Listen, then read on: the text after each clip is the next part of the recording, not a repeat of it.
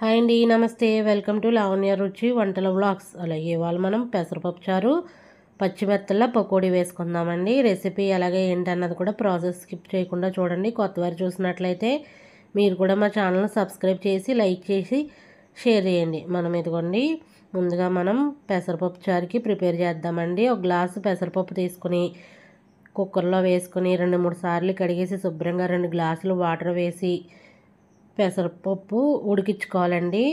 తొందరగానే ఉడికిపోద్దండి. ఇంక దీంట్లో పసుపు కానీ అలాగే ఆయిల్ కానీ ఏమీ వేయక్కర్లేదు. మనం డైరెక్ట్ పొయ్యి మీద పెట్టేసిన గమ్మునే మగ్గిపోద్దండి. నాకు టైం లేదని చెప్పేసి ఇలా చిన్న కుక్కర్లో పెట్టేసి విజిల్ పెట్టేసానండి. ఒక 3 విజిల్స్ అంతే. 3 విజిల్స్ వచ్చేసిన తర్వాత ఇదిగోండి మూత తీసేసిన తర్వాత మెత్తగా అయిపోయింది కదండి.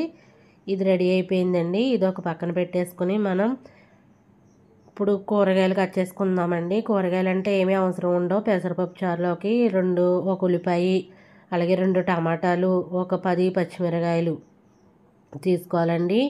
ఉల్లిపాయలు చీరికలే, టమాటాలు చీరికలేనండి. అలాగే పచ్చిమిర్చి కూడా చీరికలే చీరేసుకుని అన్నీ రెడీగా పెట్టుకోవాలండి. ఇవన్నీ కూడా ఇదిగోండి ఇప్పుడు మనం గిన్నెలో వేసేసుకుందామండి. అలాగే మా ఛానల్ లైక్ చేయండి, షేర్ చేయండి, సబ్స్క్రైబ్ చేయండి. Please support me my channel. ఇదిగోండి ముందుగా ఇవన్నీ కూడా టమాటా, ఉల్లిపాయ, పచ్చిమిరకాయ వేస్తాం కదండి. అలాగే మనం ఉత్తి అల్లం అండి. అల్లం ఒకటే, ఎల్లుల్లిపాయ వేయమండి. ఇప్పుడు అల్లం ఒకటి కచ్చపచ్చగా దంచేసి ఈ మిశ్రమంలో వేసేసి అలాగే 1 కప్పు వాటర్ కూడా వేసేసండి. ఇదిగోండి ఈ వాటర్ దీంట్లోనే మనం ఇప్పుడు 1 స్పూను పసుపు అలాగే రుచికి సరిపడినంత ఉప్పు వేసుకోవాలి. ఒకవేళ సరిపోకపోతే తర్వాత అయినా వేసుకోవచ్చండి. ఉప్పు రుచి చూసుకుని తాలింపు పెట్టుకోవచ్చు. ఇదిగోండి ముందుగా అయితే ఇదిగోండి ఇలా గ్యాస్ మీద పెట్టేసి అవి ఉడుకుతూ ఉంటాయి. ఈలోపు పెసరపప్పు ఉడికిపోయింది కదండి. దీంట్లోనే 1 కప్పు వాటర్ వేసేసి పలచగా చేసుకోవాలండి. ఉండలు లేకుండా మొత్తం అంతా కూడా మెలిపి పక్కన పెట్టుకోవాలి. కలిపేసి ఉండలేమీ లేకుండా వాటర్ వేసి బాగా కలిపేయాలి. ఇప్పుడు గ్యాస్ మీద ఉడికిపోయినాయండి.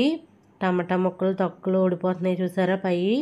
అప్పుడు మనం ఈ మెలిపిన పప్పు వేసేయాలండి. పెసరపప్పు వేసేయాలి. పెసరపప్పు అంటే పచ్చగానే ఉంటుందండి. కొన్ని వాటర్ కూడా వేసుకొని ఇది ఉడకనివ్వాలండి. ఇప్పుడు మనం పులుపుకి చింతపండు వేసుకోవచ్చు, అలాగే నిమ్మకాయలు కూడా వేసుకోవచ్చండి. నేనైతే కొంచెం లైట్గా 2 స్పూన్లు చింతపండు గుజ్జుంటే గుజ్జు వేసానండి. సరిపడినంత మనకి ఎంతైతే కావాలో ఆ పప్పుకి కరెక్ట్గా మనకు సరిపోయేటట్టు చిక్కదనం చూసుకుని వాటర్ వేసుకుని కరివేపాకు, కొత్తిమీర వేసుకుని బాగా మరగనివ్వాలండి. పెసరపప్పు చారు మరగడంలోనే మంచి టేస్ట్ ఉంటుందండి. ఇవన్నీ కలిపేసి మూత పెట్టేసి మరుగుతూ ఉంటుందండి. ఇదిగోండి ఇలాగా మరుగుతూ ఉంటుందండి. ఎంత మరిగితే అంత టేస్ట్ ఉంటుందండి. పులుపు అయితే మనకి సరిపోదు, అంటే 2 స్పూన్లు గుజ్జు వేసాం కాబట్టి తాలింపు పెట్టాక పులుపు చూసుకుని నిమ్మకాయ పిండుకోవచ్చండి. ఇదిగోండి ఇప్పుడు బాణీ పెట్టి గ్యాస్ మీద ఒక 3 స్పూన్లు ఆయిల్ వేసి ఎల్లుల్లిపాయలు దంచినవి వేసుకోవాలండి. దంచాలండి, కచ్చాపచ్చగా దంచేసిన ఎల్లుల్లిపాయలు. అలాగే 1 స్పూన్ జీలకర్ర, 1 స్పూన్ ఆవాలు, 1 స్పూన్ ధనియాలు, ఒక చిటికెడు మెంతులు వేసేసి చిటపటలాడాలండి ఇవన్నీ. అలాగే ఎండుమిర్చి ఒక 2 కట్ చేసి ముక్కలు వేసేసుకొని అలాగే కరివేపాకు, కొత్తిమీర వేసి అన్నీ కూడా చిటపటలాడి బాగా వేగాలండి.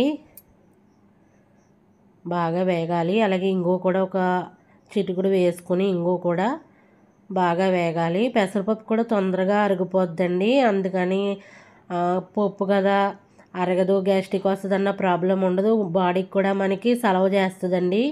యాక్చువల్గా వేసవకాలం ఎండలు ఎక్కువగా ఉన్నప్పుడు పెసరపప్పు చారే ఎక్కువ కాస్తారండి.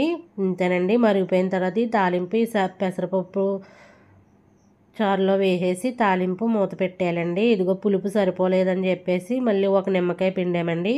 కరెక్ట్గా సరిపోయింది, రెడీ అయిపోయింది. ఇప్పుడు పచ్చిమెత్తళ్ళు మనం పకోడీ వేసుకుందామండి. ఇవి మనకి ఇలాగే చేసేసి రెడీమేడ్గా అమ్మేస్తారండి. అవి మనం ఇంకా శుభ్రంగా 4 సార్లు కడిగేసుకుని రెడీగా పెట్టుకొని మసాలా ప్రిపేర్ చేసుకుందామండి. ఒక ప్లేట్లో 2 స్పూన్లు వరిపిండి, అలాగే కార్న్ఫ్లోరు ఒక 2 స్పూన్లు వేయాలండి. ఒక 2 స్పూన్లు వరిపిండి, కార్న్ఫ్లోర్ వేసిన తర్వాత సరిపడినంత సాల్టు అలాగే కారం 2 స్పూన్లు వేసుకోవాలండి.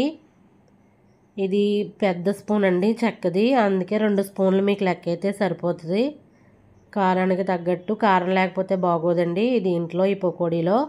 ఇది గరం మసాలా, అల్లం వెల్లుల్లిపాయ, చెక్క, లవంగాల, యాలక్కాయ, గసగసాలు అన్నీ కూడా కలిపిన ముద్దండి. 1 స్పూను వేసేసి వాటర్ వేయకూడదండి. ఇప్పుడు ఈ మెత్తలు పచ్చి మెత్తలు అన్నీ కూడా ఈ మసాలా పౌడర్లో వేసేసి బాగా కలపాలండి.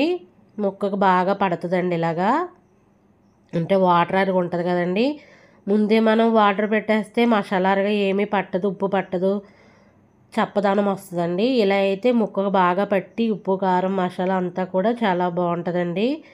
ఇదిగోండి బాగా వాటికి పట్టేటట్టు బాగా కొంచెం సున్నితంగా కలపాలండి. కలిపేసి ఇప్పుడు మనం సరిపోలేదు కదండి, కొంచెం కొంచెం వాటర్ వేసుకుంటూ మనకి పకోడీకి ఎలా అయితే వీలుగా ఉంటుందో అలాగా కొంచెం కొంచెం అలాగా కలుపుకొని వేసుకునే విధంగా వచ్చే వరకు కూడా కొంచెం కొంచెం వాటర్ వేసుకుంటా కలుపుకోవాలండి. ఈ పకోడీకి అంటే ఫస్ట్ కలిపేసుకోవచ్చు వాటర్ వేసేసండి పకోడీ వేసినట్టు, కానీ మసాలా అంతా కూడా ముక్కకి పట్టదండి. అందుకనే ముందుగా మనం అన్నీ కూడా బాగా ఇదిగోండి ఈ విధంగా ఇంకా కొంచెం వాటర్ కూడా వేసానండి. తర్వాత ఇలాగ ఒక అరగంట సేపు నానబెట్టేసి ఉంచేసానండి. బాణీలో ఆయిల్ వేసేసుకుని డీప్ ఫ్రైకి ఇదిగోండి ఇప్పుడు ఒక్కొక్కటి పకోడీలాగా వేసేసుకోవడేనండి. చాలా మంచి టేస్ట్ ఉన్నదండి ఇది పకోడీ అంటే. అసలు మెత్తళ్ళ పకోడీ అంటే నేను అసలు తినండి, అలాంటిది టేస్ట్ చాలా బాగున్నాయండి. ఇది మా వారు కూడా చెప్పారు చాలా టేస్టీగా ఉంది, బాగుందని చెప్పి. మీరు కూడా ఒకసారి ఈ విధంగా ట్రై చేయండి. మనం చెయ్యాలి అది అని ఏమి ఉండదండి, ప్రాసెస్ అలా చేసేసే మనకి అమ్ముతున్నారండి బయట. ఇదిగోండి ఇలాగా ఫుడ్ కలర్ కానీ ఏమీ వేయలేదు, కానీ కలర్ వచ్చినాయి చూసారా. మాది కారం ఎర్రగా ఉంటుందండి. ఇదిగోండి సౌండ్ మీకు వినిపించాలనేసి సౌండ్ స్కిప్ చేయకుండా ఈ సౌండే గలగల్లా సౌండ్ వినిపించేలా పెట్టానండి మీకు.